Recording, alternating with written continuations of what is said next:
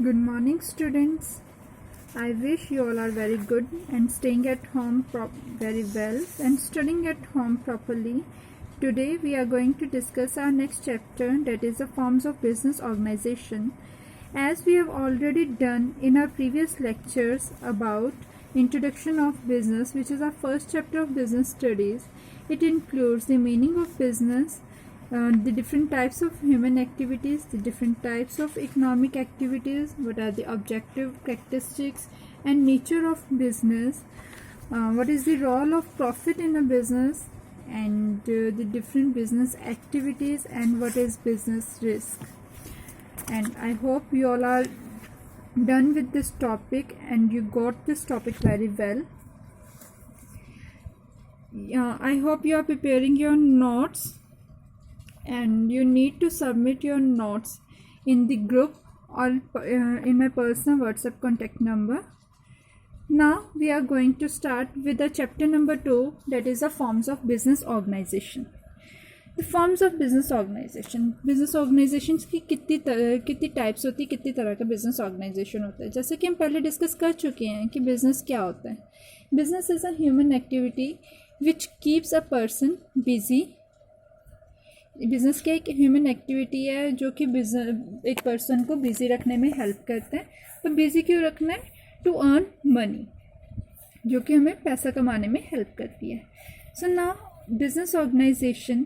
Business organisation क्या होती है? Business organisation is an enterprise which engaged in सब बिजनेस और कमर्शियल एक्टिविटीज़.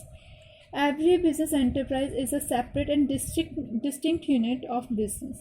कह रही कि हर बिज़नेस जो है, बिज़नेस ऑर्गेनाइजेशन जो होती है, एक ऑर्गेनाइजेशन होती है, ग्रुप ऑफ पर्सनस होते हैं, जिसमें ग्रुप ऑफ पर्सनस इकट्ठे मिलके कि कोई काम करते हैं जिससे उन्हें कमर्शियल या मॉनेटरी बेनिफिट्स मिलते हैं. Now what is the types, what are the forms of business organisation, which is the name of our chapter. There are 3 types of business organization, that is a private sector enterprise, public sector enterprise and joint sector enterprise. In private sector enterprise क्या होता है? That enterprise which is wholly solely या fully held by private individuals, जो कि 100% जो है private sector की तरफ से, प्राइवेट इंडिविजुअल्स की तरफ से होल्ड किया जाता है, उनकी तरफ से चलाया जाता है. और the main objective of this enterprise is to earning profit. इसका मेन मोटिव क्या होता है? ज़्यादा से ज़्यादा प्रॉफिट अर्न करना. We can take the example of different companies, that is Reliance India Limited, Tata company, Birla company, Wipro etcetera. Next is a public sector company या public sector enterprise. Public sector enterprise क्या होती है? ऐसी enterprise which is fully hold by government sector, जो कि जिस पे पूरा का पूरा कंट्रोल जो है गवर्नमेंट सेक्टर का होता है, चाहे वो सेंट्रल गवर्नमेंट है, चाहे वो स्टेट गवर्नमेंट है. And its main motive is to provide services to the public. इसका मेन मोटिव क्या होता है? सर्विसेज प्रोवाइड करना पब्लिक को, आम जनता को. Third one is a joint sector enterprise. Joint sector enterprise क्या होती है? Which is partially hold by private sector and partially held by government sector, or we can say that which is jointly held by private और public sector. इसमें दोनों का काम होता है, पब्लिक सेक्टर और प्राइवेट सेक्टर दोनों ही उसे होल्ड करते हैं. जिसमें जो मेजर एक्टिविटीज़ हैं, जो हमारी लॉन्ग टर्म प्लानिंग्स है, जो स्ट्रेटजीज हैं, वो गवर्नमेंट सेक्टर द्वारा बनाई जाती हैं. और जो डेली ऑपरेशंस होते हैं, डे टू डे मैनेजमेंट होती है, वो प्राइवेट एंटरप्रेन्योर्स, प्राइवेट सेक्टर के हाथ में होती है. So we can take the example here of Maruti Udyog Limited, Cochin Refineries, etc. And for public sector enterprise, we can take the example of SAIL, that is a Steel Authority of India Limited, and GAIL, that is a Gas Authority of India Limited. We can also take the example in public sector enterprise, that is a LIC, Life Insurance Corporation, etc. Now the next is categories of private sector enterprise. Private sector enterprise को further 5 types में categorize किया गया है. That is a sole proprietorship, joint Hindu family business, partnership, cooperative society, and company or joint stock company. Today we will discuss sole proprietorship and joint Hindu family business. आज हम discuss करेंगे sole proprietorship क्या होता है और जॉइंट हिंदू फैमिली बिजनेस क्या होता है। First is a sole proprietorship. Sole मतलब सिंगल। हम सोलो डांस करते हैं। सोलो डांस मतलब इंडिविजुअल डांस जिसमें एक ही पर्सन डांस कर रहा है। सेम ऐसे सोलो प्रोप्राइटरशिप और सोल प्रोप्राइटरशिप क्या होती है? A business owned manage and controlled by a single individual, जहाँ पे पूरा बिजनेस उसे चलाया, उसे मैनेज किया जाता है, उसे कंट्रोल किया जाता है एक ही इंडिविजुअल के द्वारा, एक ही पर्सन के द्वारा, जिसका एक ही ऑनर होता है। That is known as sole proprietorship. Clear? Sole proprietorship में सिर्फ एक ही इंडिविजुअल होता है जो कि सारा रिस्क भी लेता है, सारा बिजनेस भी चलाता है, सारे प्रॉफिट भी उसे ही मिलते हैं, और उसकी जो ऑपरेशंस है, डेली ऑपरेशंस है, जो भी उसकी वर्किंग है, सब कुछ वही हैंडल करता है। कोई भी उसके बीच में पार्टिसिपेट नहीं करता, कोई भी उसकी हेल्प नहीं करता। Now the features of sole proprietorship are single ownership. As we discussed, there is a single ownership, single owner of this kind of business. उसका सिर्फ एक ही ऑनर होता है कि उसमें नंबर ऑफ ऑनर्स नहीं होते, उसके सिर्फ सिंगल ऑनर ही होता है। The sole proprietorship firm is owned by a single individual only. All the capital is supplied by a single individual from his own wealth or from borrowed funds. इसमें जितनी भी capital है, जितना भी पैसा invest किया जाता है, वो भी उसी पर्सन के द्वारा ही इन्वेस्ट किया जाता है, चाहे वो उसने अपना पैसा लगाया हो, चाहे उसने किसी से उधार लेके या बैंक वगैरह से लोन लेके लगाया है, वो सारा एक ही पर्सन द्वारा लगाया जाता है। Next is individual risk bearing. Individual risk bearing क्या होती है कि वही पर्सन जिसने पैसा लगाया उसी को ही सारा रिस्क बेयर करना पड़ेगा, उसी पर्सन को जो उसका ओनर है उसे ही सारा रिस्क बेयर करना पड़ेगा। ऐसा नहीं है कि कोई सेकंड पर्सन रिस्क बेयर करेगा, क्योंकि सिंगल ओनर है, वही पैसा लगाएगा, वही सारा रिस्क बेयर करेगा। So in this kind of business all risk is bear or borne by a single individual only because he is the only person who can invest money in this kind of business, who can work and who can utilize the profits, utilize the funds of this kind of business. So he is the only individual who can bear the risk as well. Third one is the unlimited liability. अब क्योंकि वो एक ही person है, business और businessman यहाँ पे एक ही है, वो अपने पर्सनल फंड्स ही यूज़ कर रहा है अपने बिजनेस को चलाने के लिए। सो इसकी लाइबिलिटी भी क्या होती है? अनलिमिटेड होती है कि अगर उसे प्रॉफिट नहीं हो रहा, उसके डेट्स इतने ज़्यादा बढ़ गए हैं कि उसका बिजनेस भी ख़त्म हो जाए, उसका सेल कर दें, तो भी वो अपने फंड्स जो लाइबिलिटीज़ हैं वो नहीं पे कर पा रहा, तो उसके जो पर्सनल फंड्स है, पर्सनल कैपिटल है, पर्सनल जैसा प्रॉपर्टी है, उसे सेल करके उसकी लाइबिलिटी को पे किया जाएगा। So it's his liability is also unlimited in this kind of business. Fourth one is a small size. जो individual business sole proprietorship firm होती है, ये स्मॉल स्केल पे ही वर्क करती है। इसका जो लेवल है वो जो साइज़ है वो स्मॉल होता है। All the funds are arranged by one person, total management and control lies with one person only. So sole trader can arrange limited funds and has limited managerial ability. कहते हैं कि मतलब जो छोटा बिजनेस क्यों होता है, इस तरह के बिजनेस का स्मॉल साइज क्यों होता है? क्योंकि एक ही पर्सन से वर्क कर रहा है, एक ही पर्सन उसके सारे फंड्स अरेंज कर रहा है, वही मैनेजरियल एबिलिटीज, जो मैनेजरियल स्किल्स भी वही अपने यूज़ कर रहे हैं, सारा कंट्रोल भी वही पर्सन कर रहा है, तो ज़्यादा बड़े लेवल पे काम नहीं कर सकता, उसका जो बिज़नेस है वो छोटे लेवल पे ही रहेगा। लैक ऑफ बिजनेस कंटिन्यूटी, क्योंकि एक ही पर्सन द्वारा सारा काम किया जा रहा है, तो बिज़नेस भी सिर्फ तब तक चलेगा जब तक वो पर्टिकुलर पर्सन चाहेगा। अगर वो चाहता है कि आज मैं ये बिज़नेस बंद कर दूं और उसने अपनी दुकान बंद कर दी, तो बिज़नेस वहीं पे ख़त्म हो जाएगा। We can take the example of a small shops over here where an individual can perform his business, his work, and when he want to shut his business, close his business, then his business, the continuity of his business stops over there. Next is no separate legal entity. यहाँ पे business or business honour की कोई separate legal entity नहीं होती।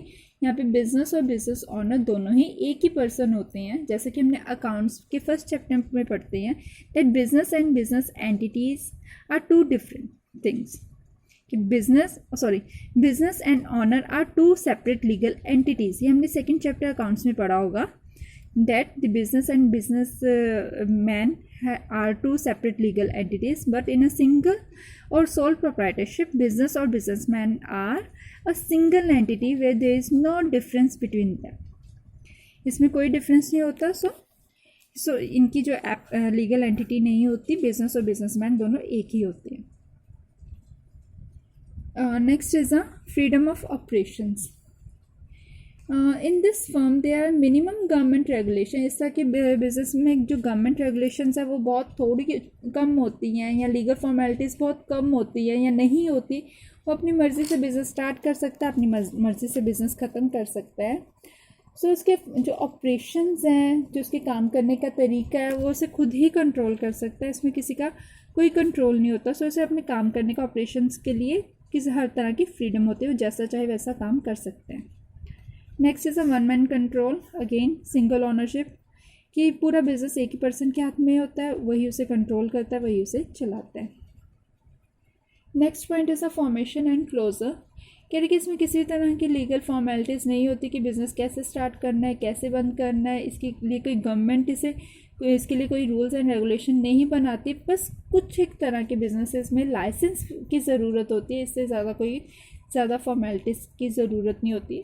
सो इसकी formation और closure जो है वो काफ़ी सिंपल होती है, ईजी होती है और ज़्यादा टाइम कंज्यूमिंग नहीं होती। Last point is a individual participants.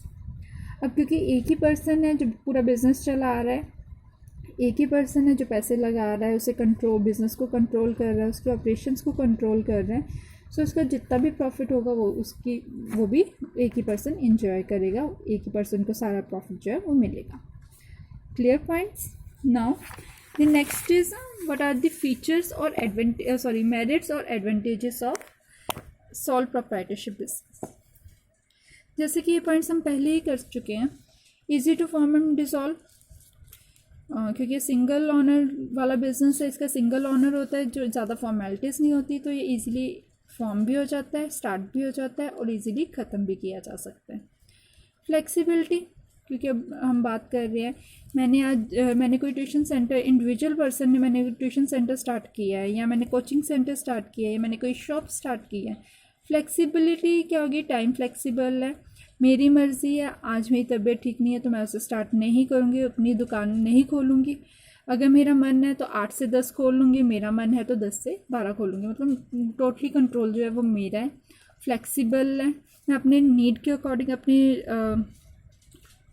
अपनी नीड के अकॉर्डिंग जो है उसे यूज़ कर सकती हूँ।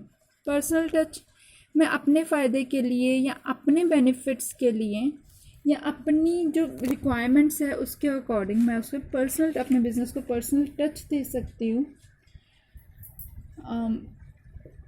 ताकि मैं उसका अपने कस्टमर के साथ, अपने एम्प्लॉयज़ के साथ डायरेक्ट कॉन्टैक्ट बना सकूँ और अपनी नीड के अकॉर्डिंग, प्रोडक्ट की डिमांड के अकॉर्डिंग प्रोडक्ट को चेंज कर सकती हूँ, कस्टमर्स के नीड के अकॉर्डिंग या अपने रिक्वायरमेंट के अकॉर्डिंग सारा चेंज कर सकती हूँ। इंडिपेंडेंट कंट्रोल, एक ही पर्सन के ऊपर सारा कंट्रोल रहता है, वो जैसा चाहे उसे कंट्रोल कर सकता है। सेंस ऑफ अकम्पलिशमेंट क्या कहता है कि इसमें पर्सनल सेटिस्फेक्शन बहुत ज़रूरी है। इस तरह के बिजनेस में जो ऑनर है उसकी पर्सनल सेटिस्फेक्शन बहुत ज़रूरी होती है, because there is a personal satisfaction involve in the working for oneself. The success of business is not only contributes to personal satisfaction but also instill in the individuals a sense of accomplishment and confidence। कह रहे कि इसमें personal satisfaction भी ज़रूरी होती है अपनी, क्योंकि क्यों ज़रूरी होती है? बिकॉज हम एक इंडिविजुअल ही सारा काम कर रहा है। अगर मुझे सेटिस्फेक्शन नहीं होगी तो मुझे वो बिज़नेस चलाने में मज़ा नहीं आएगा, मुझे अगर प्रॉफिट नहीं होगा तो मुझे उससे सेटिस्फेक्शन नहीं मिलेगी। अगेन अगर मैं शॉप कर रही हूँ, मैंने 10 दिन लगातार शॉप की है, 15 दिन की है, 20 दिन की है, तो कोई भी कस्टमर नहीं आ रहा तो मुझे सेटिस्फेक्शन नहीं मिलेगी।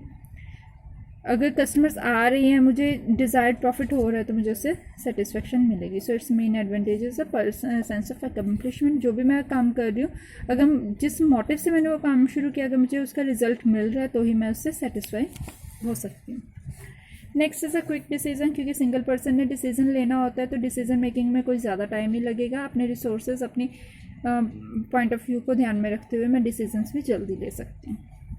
सोल बेनिफिशियरी ऑफ प्रॉफिट्स, अब जितना भी प्रॉफिट होगा उसका मैं अकेला ही बेनिफिशियल हूँ, अकेली ही बेनिफिशियरी रहूँगी, मुझे किसी के साथ अपना प्रॉफिट शेयर नहीं करना पड़ेगा। डायरेक्ट इंसेंटिव्स, जितना भी मुझे इंसेंटिव मिलेगा वो डायरेक्ट मुझे ही मिलेगा, ऐसा नहीं है कि मुझे वो प्रॉफिट या वो इंसेंटिव किसी के साथ शेयर करना पड़ेगा या किसी को ऐसा salary, as a wages, as a reward किसी के साथ शेयर नहीं करना पड़ेगा। सीक्रेसी और कॉन्फिडेंशियलिटी, अब जितना भी मेरा बिजनेस है उसके बारे में मुझे किसी को डिटेल्स देने की ज़रूरत नहीं है, उसके प्रॉफिट एंड लॉस स्टेटमेंट किसी को दिखाने की ज़रूरत नहीं है, बैलेंस शीट किसी को दिखाने की ज़रूरत नहीं है, जो भी हमने बुक्स ऑफ अकाउंट्स मेंटेन करने हैं या अदर जो पेपर्स, डॉक्यूमेंट्स या पेपर वर्क हमने करना होता है वो किसी को दिखाने की ज़रूरत नहीं होती, डिसीजंस के बारे में किसी को बताने की ज़रूरत नहीं होती। सो हमारा बिजनेस जो है मैक्सिमम जो है वो कॉन्फिडेंशियल होता है, एक ही पर्सन के अंडर होता है। And suitable for small scale operations, ऐसा जो बिजनेस है वो स्मॉल स्केल की लेवल पे ही अच्छा सुटेबल रहता है, अगर हम बड़े लेवल पे इसकी बात करें तो ये पॉसिबल नहीं है। Next is a demerits of sole proprietorship, that is a limited resources, क्योंकि अब सिंगल पर्सन ही सारा काम कर रहा है, सिंगल पर्सन ही सारे रिसोर्सेज कलेक्ट कर रहा है, तो उसके रिसोर्सेज जो है वो लिमिटेड रहेंगे। अब एक पर्सन मैक्सिमम से मैक्सिमम लोन कितना ले सकते हैं, एक ज़्यादा से ज़्यादा इन लैक्स, थाउजेंड्स और लैक्स, तो उसके रिसोर्सेज जो हैं लिमिटेड ही रहेंगे, वो उसी लेवल के अकॉर्डिंग बिजनेस कर सकता है।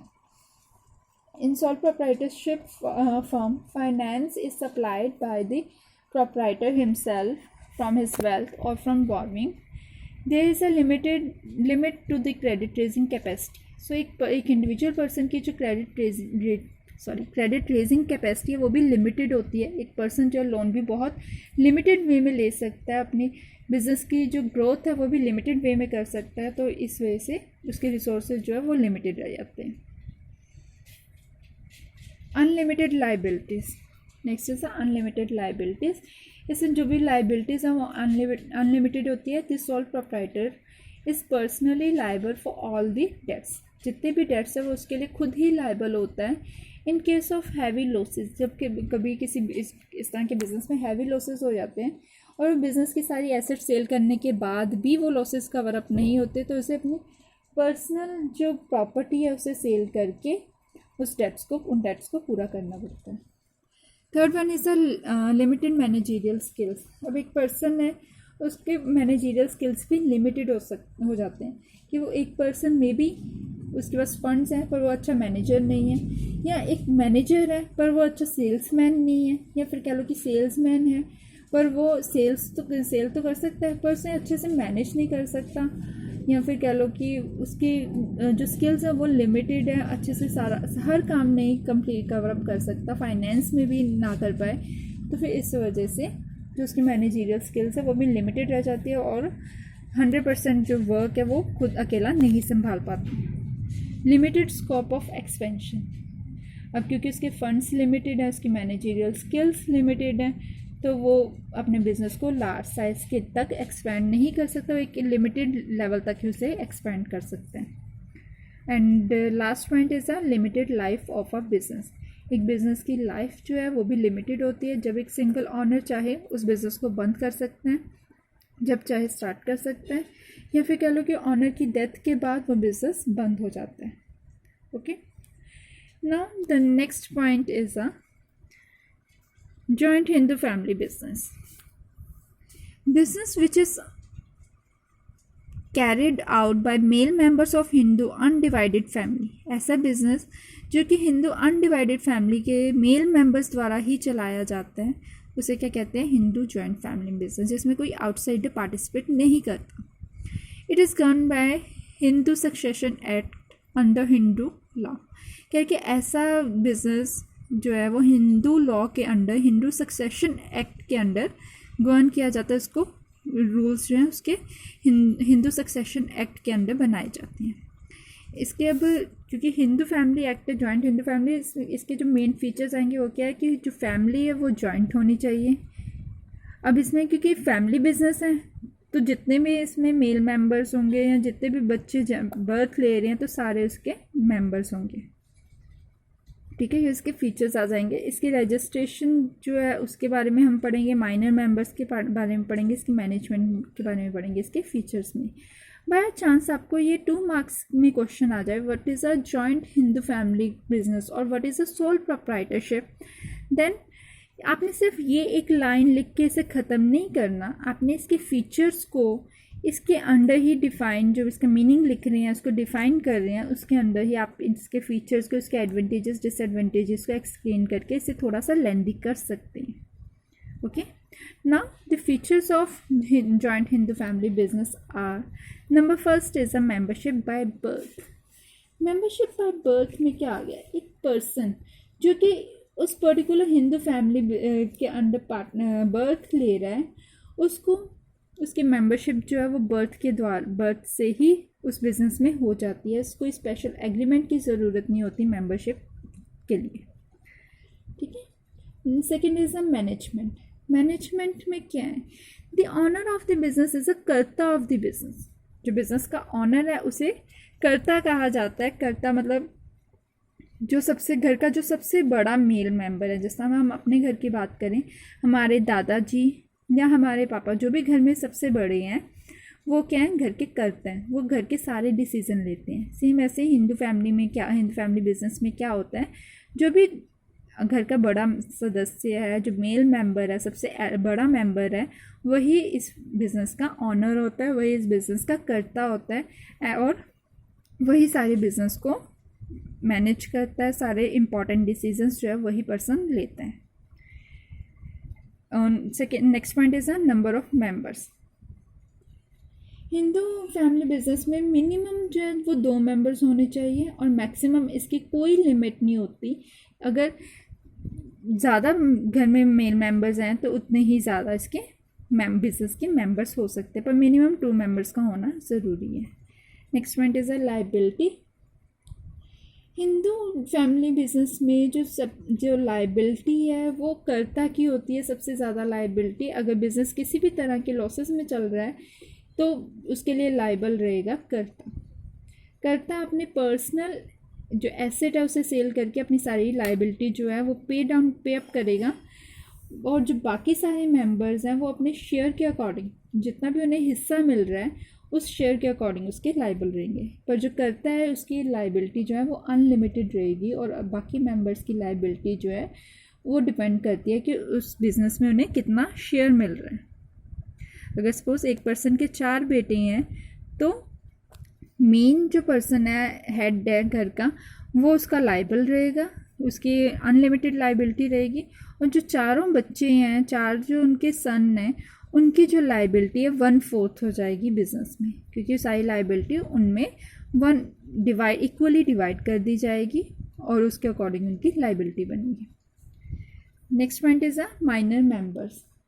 हिंदू जॉइंट फैमिली में in Hindu joint family business, a child become a member by birth only, so there is no restriction for a minor to become a member of the business। क्या है कि बच्चा जब जन्म लेता है तभी इस फैमिली का, इस बिजनेस का पार्टिसिपेंट बन जाता है, मेंबर बन जाता है। सो इसमें माइनर मेंबर कुछ नहीं होता, कि माइनॉरिटी इसमें कोई भी मायने नहीं रखती। Next point is the rights. All the members of Hindu joint family business have the right to inspect their accounts. कह रहे कि सभी मेंबर्स को हक क्या राइट है कि वो बुक्स ऑफ अकाउंट को इंस्पेक्ट कर सके, या अपने शेयर के लिए अपनी फैमिली प्रॉपर्टी में जो भी उनका शेयर बनता है, या पार्टीशन के टाइम पे जितना भी उनका शेयर बनता है उसके लिए वो क्लेम कर सकते हैं किसी भी टाइम पे। Next is a registration. क्या कि इस तरह के बिज़नेस के लिए कोई स्पेशल रजिस्ट्रेशन की ज़रूरत नहीं होती, but if you want to register your business, you have to register your business according to the Hindu Law Act, जो कि हमने पहले यहाँ पे डिस्कस किया है कि हमने वैसे तो इस तरह के कोई बिज़नेस में रजिस्ट्रेशन की ज़रूरत नहीं होती, पर फिर भी अगर रजिस्टर करवाना चाहते हैं लॉन्ग टर्म के लिए तो हिंदू लॉ एक्ट के अकॉर्डिंग आप रजिस्टर करवा सकते हैं। पर परपेचुअलिटी और कंटिन्यूटी, ये बिज़नेस जो है वो लॉन्ग टर्म कंटिन्यू किया जा सकता है। The joint Hindu family business continue even after the death of the कर्ता। कर्ता के मरने के बाद भी उसे कंटिन्यू किया जाता है, फिर जो नेक्स्ट सीनियर मोस्ट मेंबर होगा घर का वो इसे कंटिन्यू करेगा। सपोज कि अगर दादाजी की डेथ हो जाती है या वो अगर या वो मेंटली अनसाउंड हो जाते हैं, तो फिर उसके बाद जो भी घर का जो सबसे बड़ा बेटा है, उनका जो सबसे बड़ा बेटा रहेगा वो उसके लिए वो उस घर का या उस बिज़नेस का कर्ता हो जाएगा। He will handle all the operations of the business accordingly. Okay.